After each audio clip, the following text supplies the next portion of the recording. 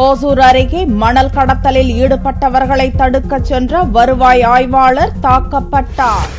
கிருஷ்ணகிரி மாவட்டம் ஓசூரை அடுத்த சூளகிரி அருகே ஏரியில் மர்ம நபர்கள் நள்ளிரவில் டிராக்டர்களில் மணல் கடத்துவதாக வருவாய் ஆய்வாளர் ராமமூர்த்திக்கு தகவல் கிடைத்தது. அதைத் தொடர்ந்து அங்கு ராமமூர்த்தியும் 3 அதிகாரிகளும் விரைந்தனர். அப்போது அங்கு மணல் கடத்தலில் ஈடுபட்ட மர்ம நபர்களை அதிகாரிகள் தடுத்து நிறுத்தியபோது இரு தரப்பினருக்கும் இடையே மோதல் ஏற்பட்டது. இதில் வருவாய் ஆய்வாளர் ராமமூர்த்தியை தாக்கிவிட்டு மணல் கொள்ளையர்கள் தப்பியோடினர். படுகாயமடைந்த ராமமூர்த்தி மருத்துவமனையில் சிகிச்சைக்காக சேர்க்கப்பட்டார்.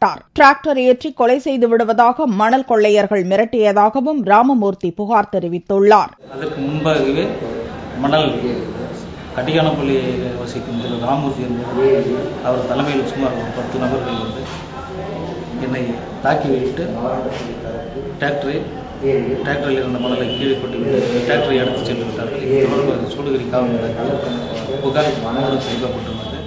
இந்த சம்பவம் குறித்து சூளகிரி போலீசார் வழக்கு பதிவு செய்து தப்பியோடிய மணல் கடத்தல் கும்பலை தேடி வருகின்றனர்.